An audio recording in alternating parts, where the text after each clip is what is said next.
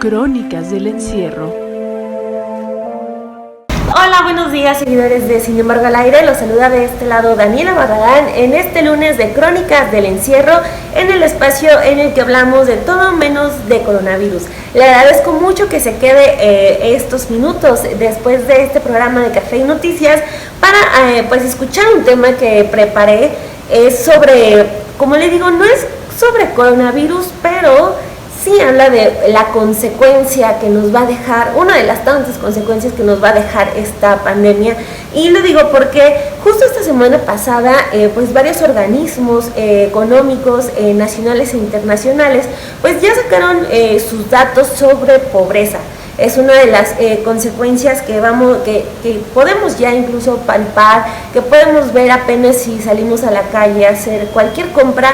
Nos damos cuenta o incluso en los hogares, ¿no? Para no irnos tan lejos, hubo mucha reducción salarial, hubo pérdida de empleos, hubo muchísimo, ¿no? O sea, por ejemplo, imagínense cuánto tiempo estuvieron cerrados pues muchísimos comercios. Eso pues no solamente significa que el dueño de ese comercio pues no tuvo ganancias, sino que significa que toda la cadena de trabajadores y por lo tanto todas las familias que dependen de esos trabajos pues no tuvieron los ingresos o los que tenían, o pues fueron muy poco el dinero. Como le decía, una reducción muy fuerte en cuanto a los ingresos.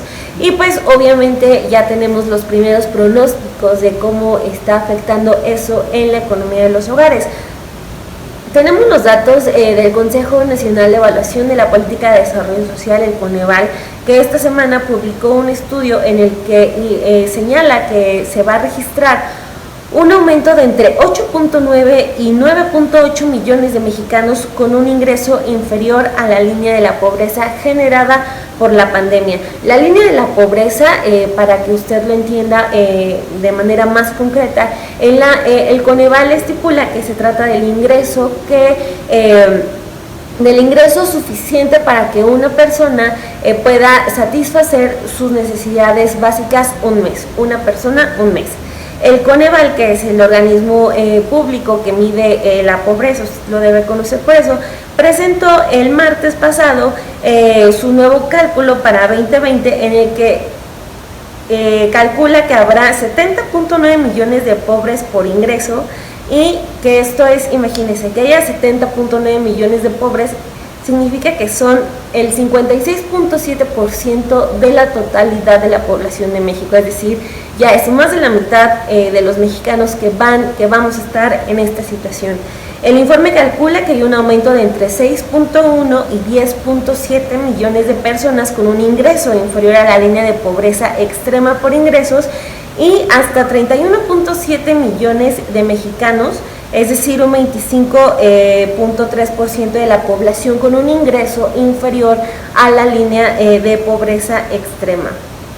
Esto significa, para que podamos dimensionar este dato, que 1 de cada 4 mexicanos padecerán una pobreza extrema por ingresos. Esto quiere decir que obviamente con los ingresos que entran a los hogares, pues no se van a poder satisfacer las necesidades básicas de una persona, pero pues sabemos que en promedio un hogar mexicano está compuesto por 4 o 5 personas en promedio, como le digo. Entonces pues si el ingreso no satisface las necesidades de una persona al mes, pues qué va a estar pasando con toda la familia. Para calcularlo, la pobreza de los ingresos, el Coneval consideró los escenarios que pues sí son mucho de lo que hemos visto en la pandemia. Por ejemplo, detectó una caída generalizada en el ingreso per cápita. Esta caída sería del 5%. Acuérdese usted que el ingreso per cápita es por persona.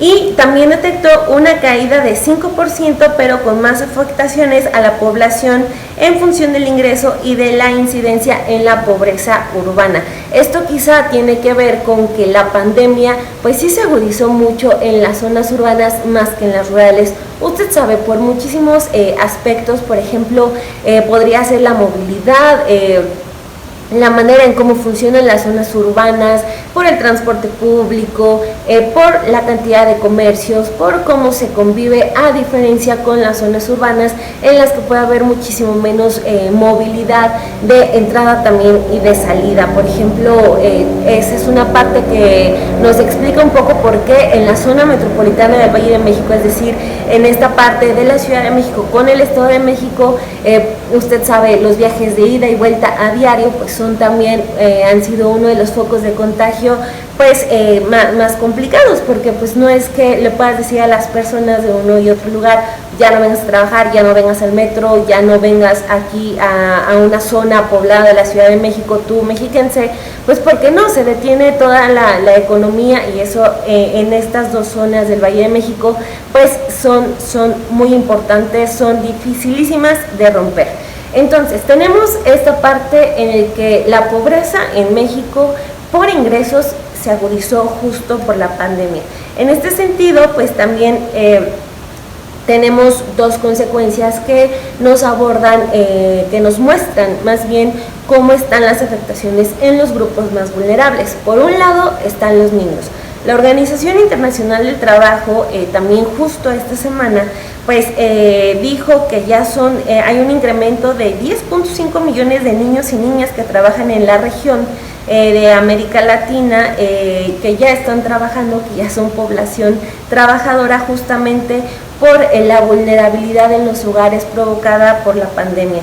La OIT estimó que el año pasado unos 300,000 niños y adolescentes estaban a nada de regresar al trabajo infantil justo por el impacto de la crisis, y pues pidió a las autoridades de los países compromisos para poner fin al trabajo infantil. Ya sabe que es uno de los objetivos pues sobre todo de la región, pero del mundo entero. Eso por el lado de los niños, pero también el otro grupo vulnerable pues son las mujeres, y en ese sentido fue la CEPAL la que pues mostró los datos. De acuerdo con su informe del impacto de la pandemia en las mujeres de la región, usted sabe, la CEPAL aborda los temas de América Latina y el Caribe, pues lo que encontró es que hubo una década de retroceso en los niveles de participación de las mujeres, ya que muestra la tasa de participación que cayó, imagínense, en solo la mitad de 2020 hasta un 46%. Frente a un 69% de la población masculina, o sea, impactó muchísimo más a las mujeres. Esto no es por un asunto, ya sabe, luego la gente dice, ya a los hombres también nos afectó, pero no, o sea, se habla de que el camino de las mujeres a insertarse en el camino laboral es desde hace décadas, no es culpa de un gobierno en específico, no es cosa de México, sino que en el mundo el camino de las mujeres a la inserción laboral, a la conquista de un ingreso, ha sido muchísimo más difícil que en comparación con los hombres. Y tenemos ahorita que justo estos meses de 2020, que son de marzo a diciembre, pues vinieron a significar un retroceso de 10 años en la participación de las mujeres en el campo laboral. De acuerdo con el informe de la CEPAL, se estima que alrededor de 118 de mujeres latinoamericanas se encuentran en situación de pobreza. Y escuche este dato, son 23 millones más de mujeres pobres que en 2019. El organismo de Naciones Unidas indicó que además de la tasa de desocupación femenina fue del 12% el año pasado, cuando se registró una contundente salida de mujeres de la fuerza laboral que pues tuvieron que atender a las demandas del trabajo de cuidados en los hogares, y pues ya no retomaron la búsqueda del empleo justo por estar atendiendo los hogares, que ya sabemos que es una actividad por la que no reciben ningún pago. Justo la semana pasada estuvimos platicando también un poquito de eso en el espacio de Café y Noticias.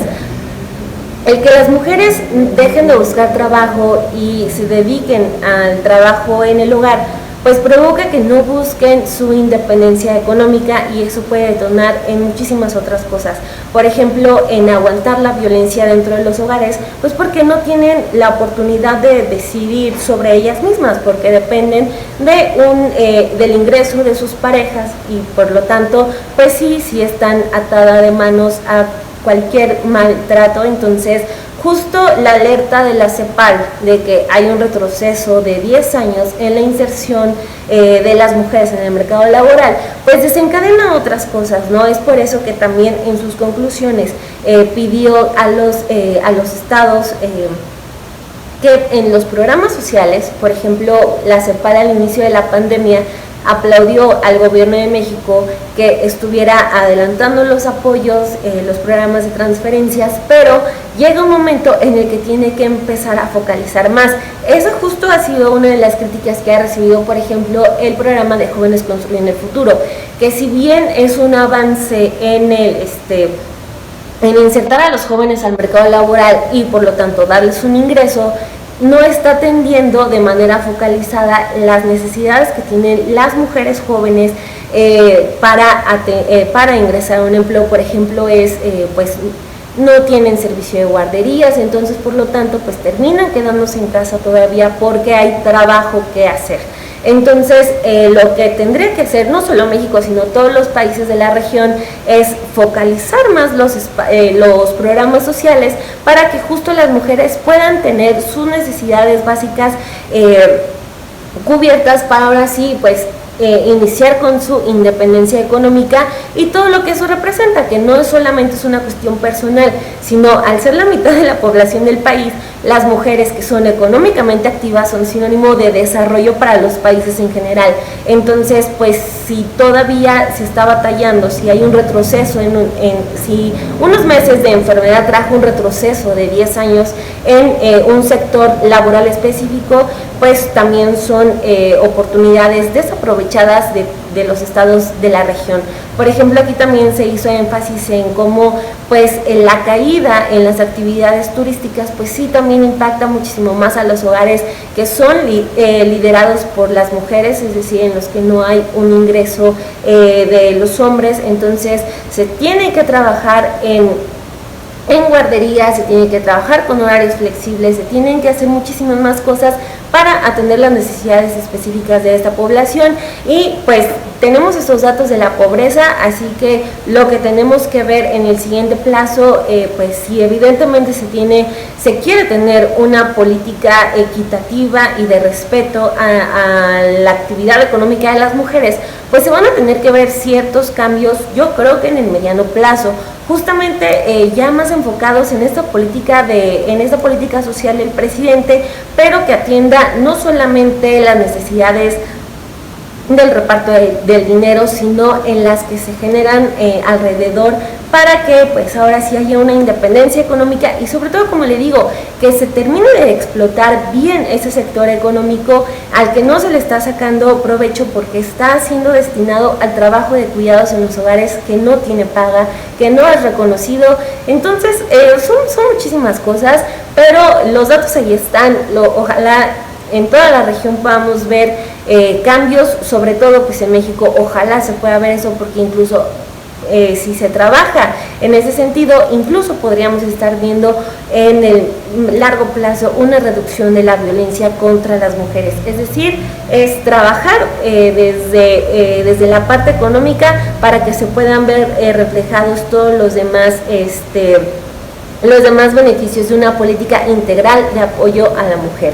¿Cómo la ves? Son muchísimos datos, pero muy interesantes y sobre todo muy tristes. La pobreza justamente es algo de lo que padecemos mucho en la región de América Latina y el Caribe. En México, pues ya sabemos, tenemos una pobreza histórica en una parte muy marcada del país.